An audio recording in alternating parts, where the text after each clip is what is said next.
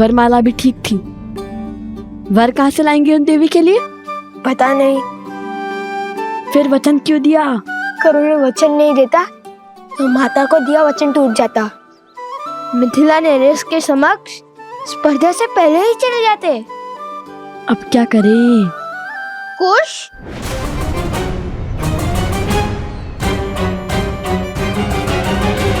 सैनिक थोड़ी ही ना हमारा नाम जानते हैं।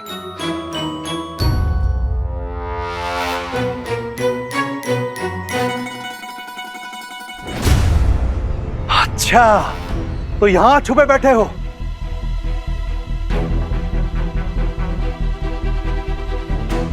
तो अकेले नहीं हो, पूरा का पूरा चोरों का दल है। अरे कैसा दल? भागो।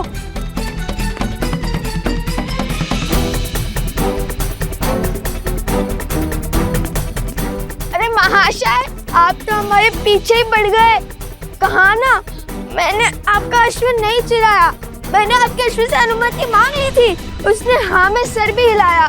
फिर भी आप हमसे क्रोधित हैं।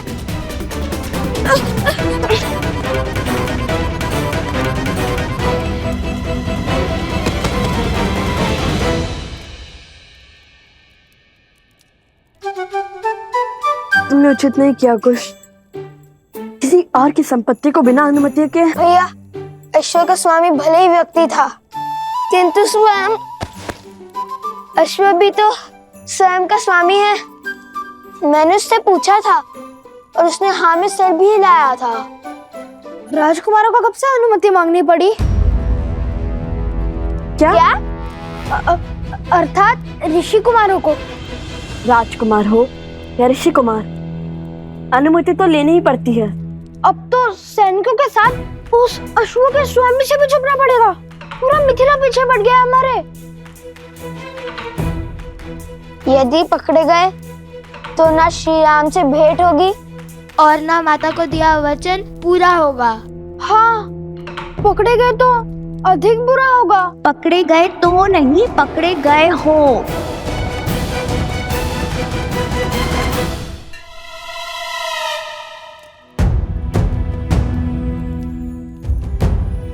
देवी आप यहाँ कैसे? मिथिला वासी हूँ।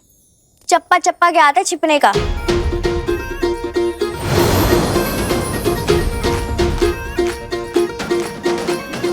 देखिए, ये मेरा वचन है। संध्या तक आपके लिए वरमाला लाऊंगा और वर भी। अरे कोई मुझे इस चप्पे से तो निकालो।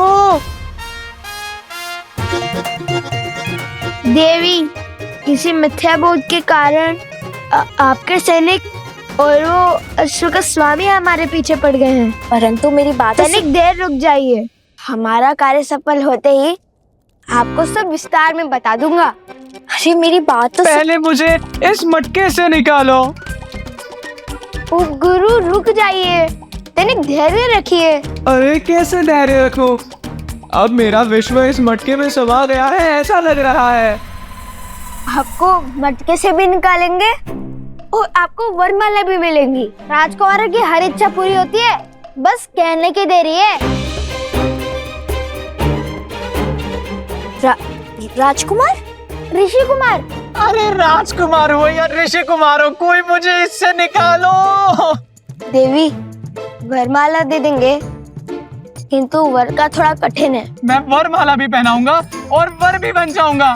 कोई मुझे इससे तो निकालो।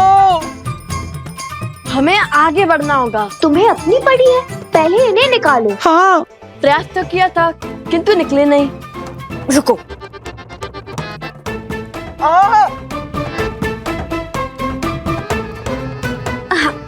अच्छा बैठो बैठो।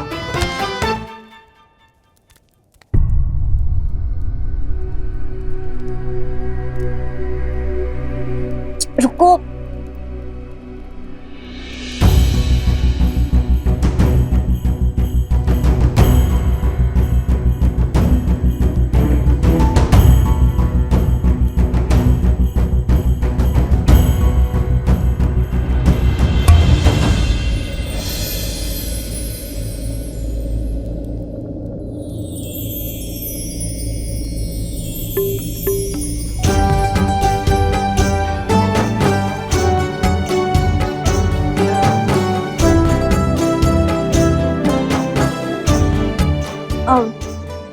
ऐसे क्या देख रहे हो? क्या मैं राक्षसी लग रही हूँ?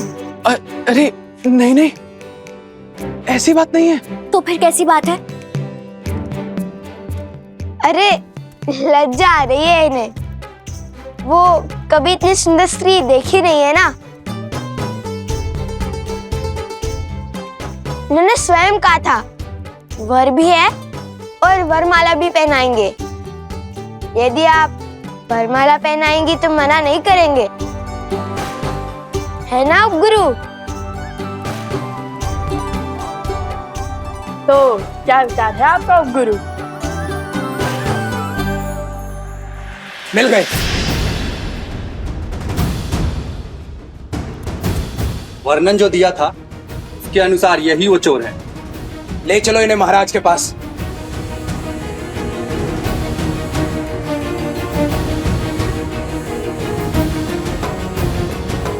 ऐसा साहस मिथिला के पुजारी, त्रिकाल के जमाता, वास्तव में समस्त मिथिला के जमाता है। आपने इनका अपमान करने का दुस्साहस कैसे किया सैनिक? क्षमा करें देवी प्रसूता, परंतु कोई बात नहीं।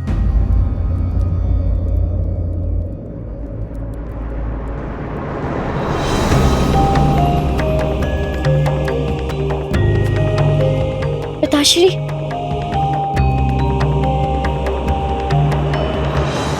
श्री त्रिकाल महोदय प्रणाम। मुझे भी अभी अभी पता चला है कि मेरी पुत्री ने इन महाशय का चयन किया है। शीघ्र विवाह संपन्न होगा।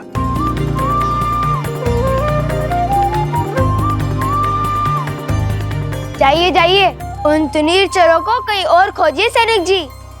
अवश्य। पुत्री,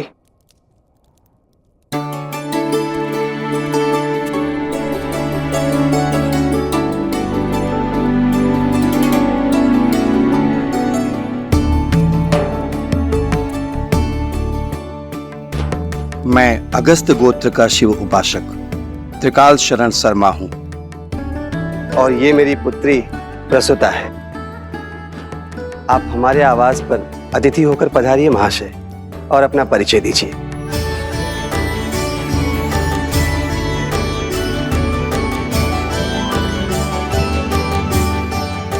मैं भरद्वाज गोत्र का वैष्णव सोमकरण हूँ, और ये मेरे भ्रातृश्री अवस्थरा है। मैं उनकी ओर से अपने विवाह का क्षमा करें, अपनी ओर से इनके विवाह का प्रस्ताव। सुनो सुनो सुनो, मिथिला के जमाता, अयोध्या के महाराज श्री रामचंद्र के स्वागत में कल प्रातःकाल भव्य उत्सव होगा। उसके पश्चात संसार भर से धनुर्धारी आके अपनी कला का प्रदर्शन करेंगे। उत्सव शुभ होगा और कल श्री राम से भेंट भी निश्चित है। हाँ भैया, कदाचित माता सीता भी उनके साथ हो।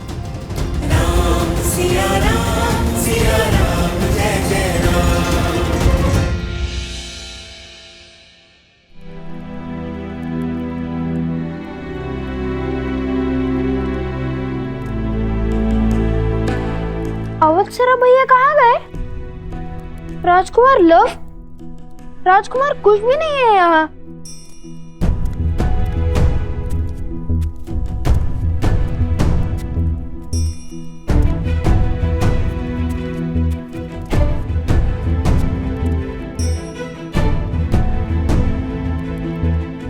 कहाँ गए ये? मुझे सताने में क्या आनंद आता है सबको। माता!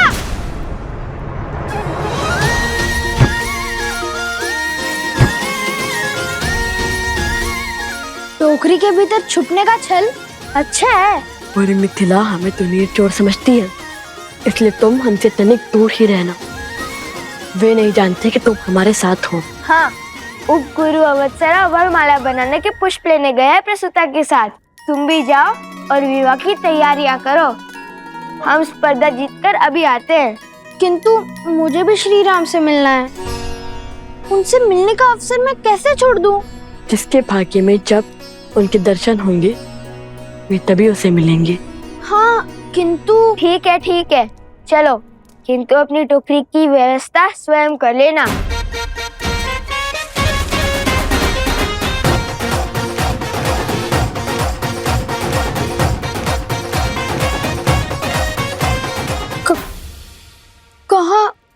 कहाँ है टोकरी? अरे यदि मुझे कोई पहचानता ही नहीं तो मुझे छुपने की क्या आवश्यकता है? मूर्ख बना गए मुझे।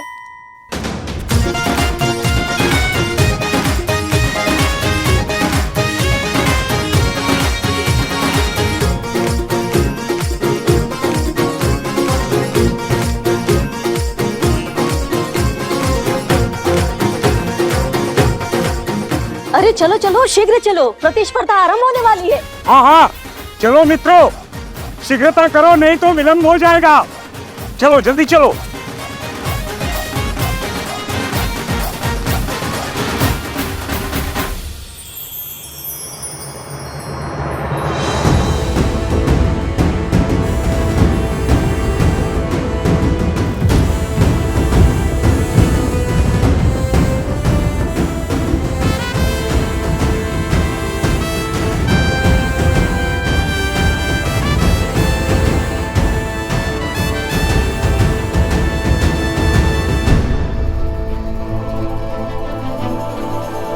कदाचित किसी कुमार में सीता की बस एक झलक दिख जाए।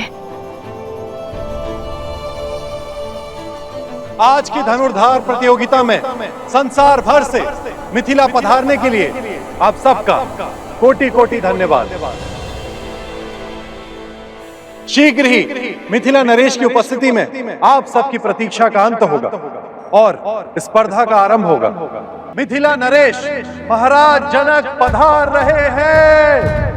महाराज जनक की, महाराज जनक की, महाराज जनक की, महाराज जनक की, महाराज जनक की, महाराज जनक की।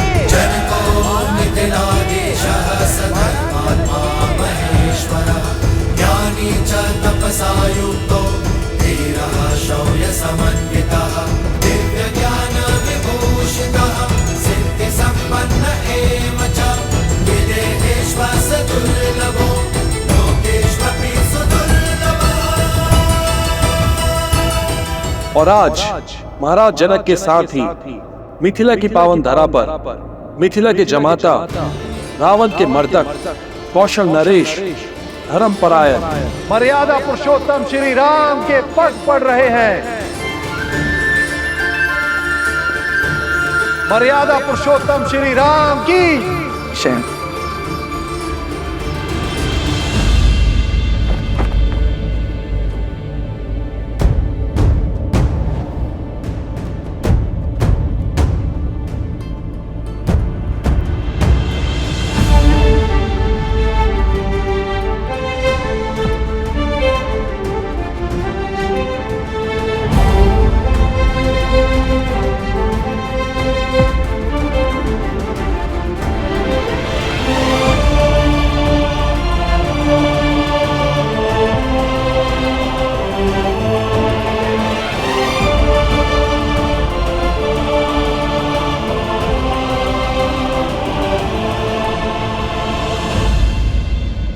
आप समझे या न समझे, मिथिला की जनता अपनों और अन्यों में अंतर जानती है।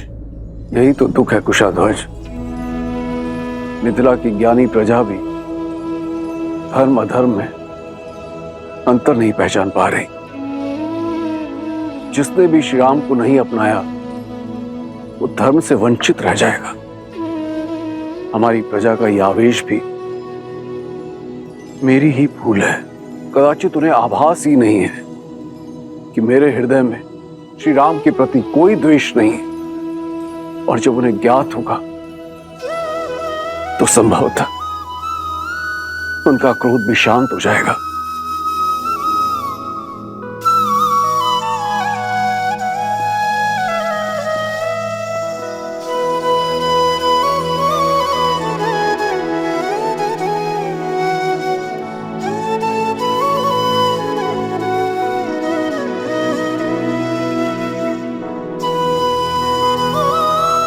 बोलो अयोध्या नरेश, मिथिला के जमाता सियावर रामचंद्र की।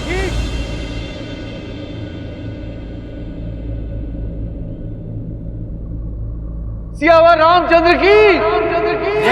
सियावर रामचंद्र की। सियावर रामचंद्र की। सियावर रामचंद्र की। सियावर रामचंद्र की। सियावर रामचंद्र की। सियावर रामचंद्र की।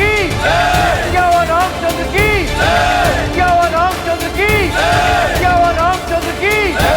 सियावर रामचंद्र की। सियावर रामचंद्र की। सियावर रामचंद्र की। सियावर रामचंद्र की। सियावर रामचंद्र की। सियावर रामचंद्र की। लगता है श्री राम मंच पर आ गए। भैया मुझे इन्हें देखना है, शीघ्र चलिए ना। चलो।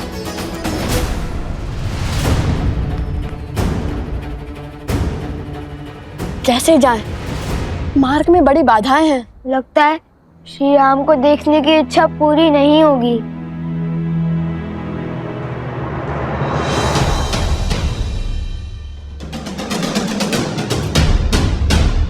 तुम्हारी इच्छा अवश्य पूर्ण होगी कुश। आओ मेरे साथ।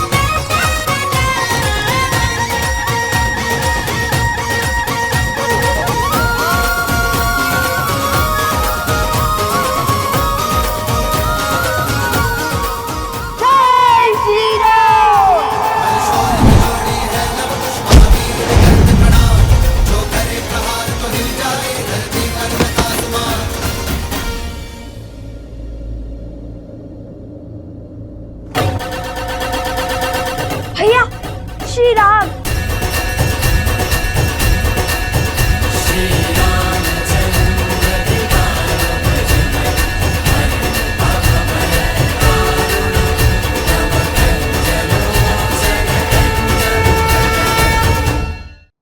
ध्वज के कारण श्री राम के दर्शन नहीं हो पा रहे हैं। भैया इस समस्या का समाधान अभी कर देता हूँ।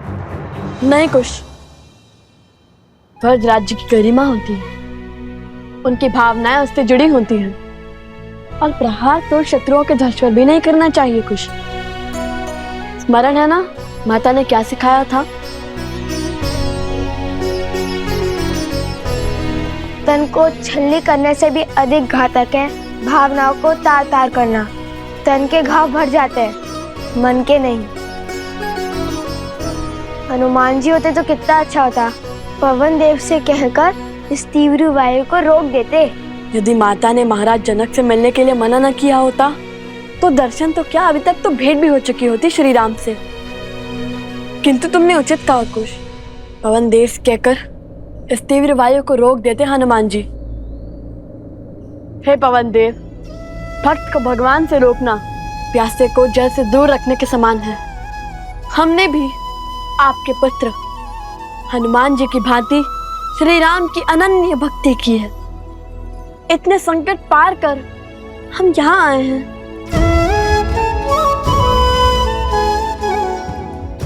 अब तो सहायता कीजिए ना। यदि हमारी भक्ति सच्ची है तो कृपया अपने वेग का थोड़ा कम करें और हमें केवल श्री राम के दर्शन का आनंद दे।